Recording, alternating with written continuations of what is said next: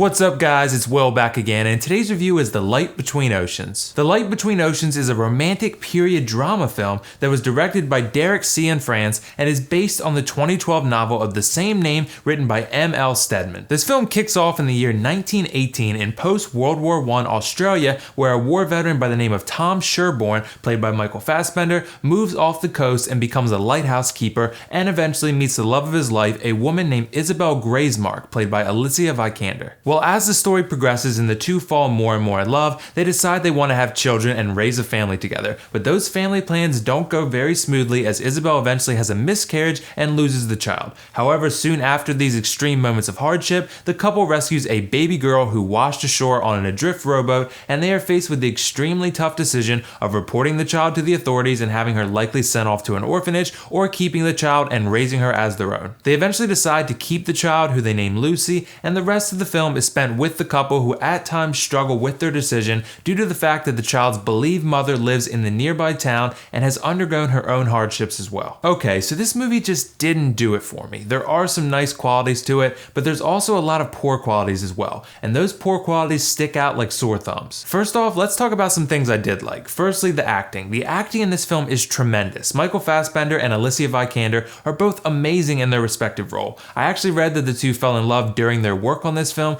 which would make sense because they're now dating, and you can definitely feel the chemistry between the two. The other key actor in this movie is Rachel Weisz, who plays Hannah Roenfeld, the birth mother of Lucy. She does a good job in this film as well, albeit with a less interesting and much less developed character than the two main characters in Isabel and Tom. The filmmakers try to briefly recap her tragic backstory and explain why Lucy is just as important to her as she is to Tom and Isabel, but I never really felt like I understood her character, and because of this, I couldn't empathize with her situation like I could Isabel and Tom's. So I liked Rachel Weisz's portrayal of her character, I just didn't like the character herself all that much. Another aspect of this film that I really enjoyed was the cinematography. This movie was shot in New Zealand, and the landscapes and overall visuals are absolutely breathtaking. The character interactions and pretty much everything else in this film were really well shot too. The film seems to pride itself on its drama, and the cinematography does a really good job highlighting character emotions through tight shots and others that are also well composed. Okay, so here's the biggest problem I had with this movie, and that's the execution of this story. If you just look at the premise of this film or judge it from the trailers, it seemed like a really dramatic and entertaining story, but in execution is just incredibly boring. This movie's runtime is around 2 hours and 15 minutes, and the first half, I'd say, is just repetitive and hokey and just flat out boring. Nothing really happens that's exciting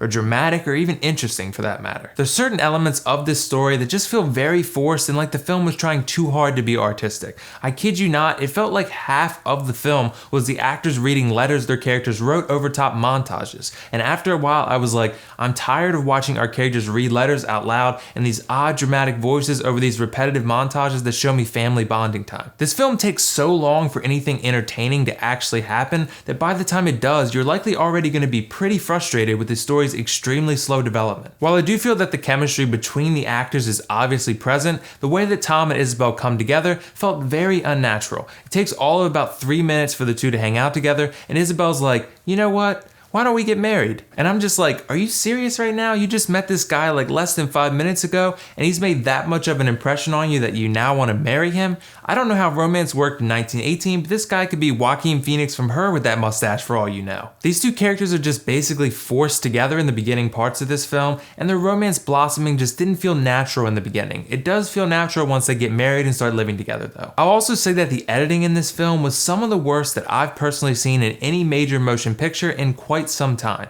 There are so many cross dissolves. I kid you not, there were probably like 50 of them over the course of this film. It gets so out of hand that I eventually became really frustrated with how much the filmmakers relied on the cross dissolve to not just indicate a passage of time, but just to progress from shot to shot in the same scene. It might not bug everyone, but the dissolve was used so much in this film that it began to really annoy me, because I guess the filmmakers were trying to be artistic or something, but after a while it just felt incredibly excessive. I also felt like some of the decisions the characters made were pretty silly. I get they're under some serious emotional distress because of this whole situation, but they just do some ridiculous and unrealistic things that forcefully try to add drama and suspense to this film. And on the topic of drama, you as the viewer should feel the tension between Hannah, Lucy's birth mother, and Tom and Isabel, Lucy's fake parents, as Hannah begins to get suspicious of them. But the film just never gives you that. This is a drama romance film, and there's very little drama at all. It's all thrown at you in Act 3, and it's very, very brief. And the characters are very rarely at odds on a level where the drama would actually be entertaining. They're just both on different sides, and those sides are never in visually significant conflict with one another. Overall, I thought this film had some great acting and nice cinematography. Sadly, I also thought the story was very boring. There was very little exploration into the dramatic elements of the story.